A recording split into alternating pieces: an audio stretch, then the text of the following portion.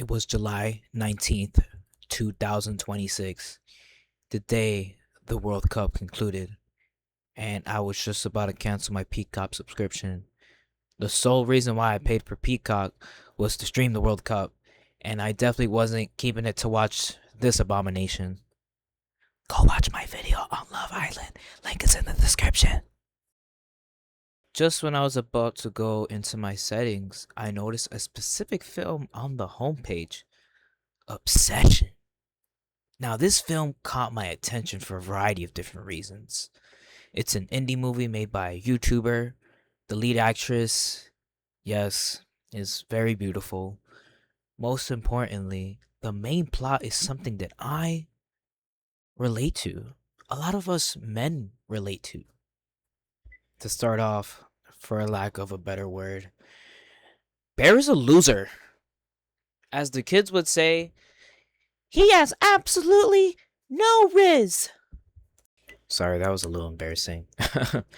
Anyways, for anyone born before 2007, that means Bear has no confidence, no charisma, and acts in complete desperation around women. He has no charm, he speaks with absolutely no conviction, stumbles over his words, and can never honestly express how he feels to a woman. And a lot of us men have been Bear at some point in our lives. The movie does such an unbelievably beautiful job of literally not telling us anything about Bear and who he is. His entire personality, his purpose, literally revolves around somebody else. And that person is Nikki.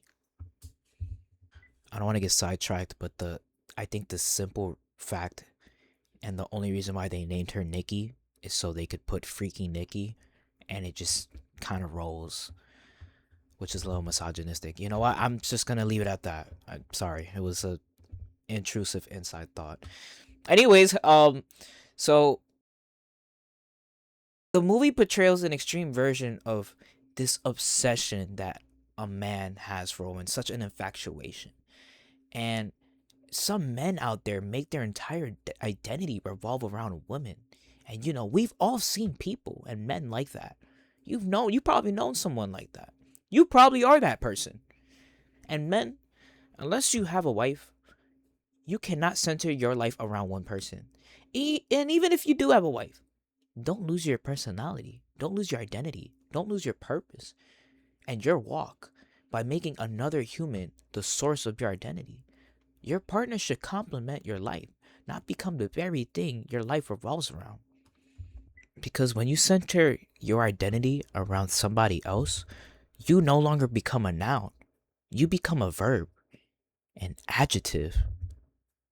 Oh, that one was kind of deep. I just came up with that on the spot. I even put that on the script.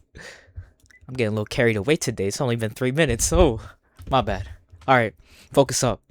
Okay, so for men, when a man acts like this, like Bear, you essentially create a mini game in your head. You never actually know where you stand with this woman, so every interaction becomes overthinking. Every word you say carries this unnecessary pressure because you're constantly trying to figure out if this girl likes you. You start playing scenarios in your head, create imagery or outcomes, or escaping reality because uncertainty feels a lot safer than uncovering the truth. Your coping mechanism becomes staying passive instead of simply facing reality. For the women, they're actually very good at picking up on this. They can tell when a man lacks confidence and conviction, and they can also tell when he's just faking it. Now, whether they're attracted to that is definite. I can't tell you with certainty, but most women don't like that. When they're dealing with a man like Bear, they either don't take him seriously, which is much of what Nikki did for the first 15 minutes of the film, or they're constantly questioning where they stand with him. And that kind of uncertainty doesn't work in a healthy relationship. Now, I didn't lack confidence. I had rizz. But where Bear and I were kind of similar in some respects is we both were, to some extent, very passive. I'm going to explain what I mean by passive shortly. But I'll speak for myself. I was a little bit, I don't know if this is the best word to describe it, but I guess I'm just going to put a word here. I'm going to I guess I was a little bit of a love bomber. Everything I said sounded good, the flirting sounded good, but beyond that, there wasn't much serious commitment on my part. Now, to be clear, I wasn't out here talking to multiple girls. I wasn't cheating. That's not me. But what I'm saying is, when it came down to being vulnerable, actually sitting down, saying, "Hey, I actually want something that's serious," that's where I lacked. I thought the cutesy stuff like making playlists, getting thoughtful gifts, planning meaningful dates was enough. And don't get me wrong, those things are absolutely beautiful and should exist in every relationship. Yo, all my men out there that got they one, like let hit me up. Yo, I got free game for y'all. Let me know. I got y'all. Trust me. Just kidding. um, yeah, I'm like half kidding, but I'm really not. I'm kidding though. Anyways, being a man who can actually lead in relationship, grow alongside a good woman, and intentionally build a future together. Old me wasn't ready for that. There were seasons, and I'm being honest here, like present me is still growing into that idea. I'm getting more comfortable with the idea of that, and I'm building and I'm trusting in Yahuwah to build me and mold me into that. Because you need to be in a not ready for it in the sense like you need to be of the full package, but you have to be in under a certain mindset and with your life and your stuff. But I'm not gonna get into that.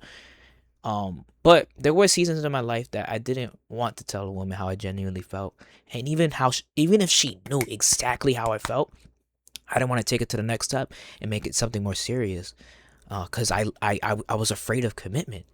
And looking back, this is where Bear and I were both passive. I was a passive man who was afraid of commitment and afraid of both receiving and giving genuine, healthy love.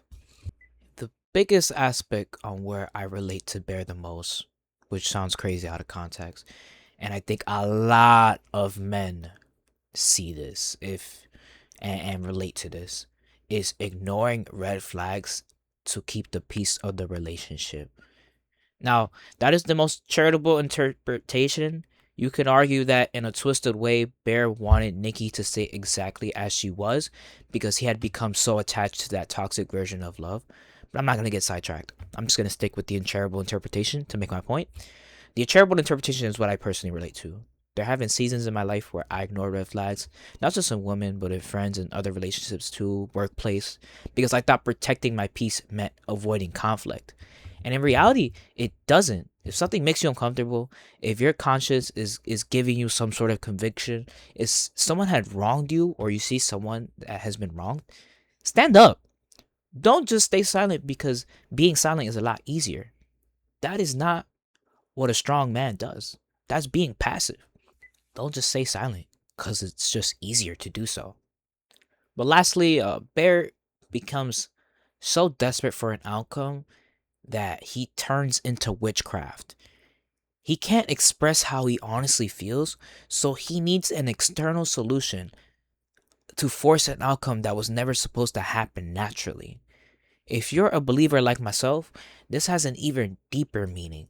Instead of examining his own heart and removing the leaven within himself, Bear consults with the enemy to satisfy his fleshy desires, and the enemy gives him exactly what he thinks he wants, but in the worst possible way. Ultimately, when you move like Bear, passive, lacking confidence, moving without direction, a good woman won't find you attractive. More importantly, you won't find the kind of genuine love you actually need because you won't know how to genuinely give love either. This could have been completely avoided if Bear had simply been upfront and honest. If Nikki said yes, awesome. If Nikki said no, Bear could have just accepted it and moved on. When you don't walk in confidence, constantly withhold your feelings or your intentions, you become bitter, you become resentful, and eventually start looking towards extreme solutions. Just like Bear, he did witchcraft. And that witchcraft exactly led to destroying everyone and everything that happened in the movie.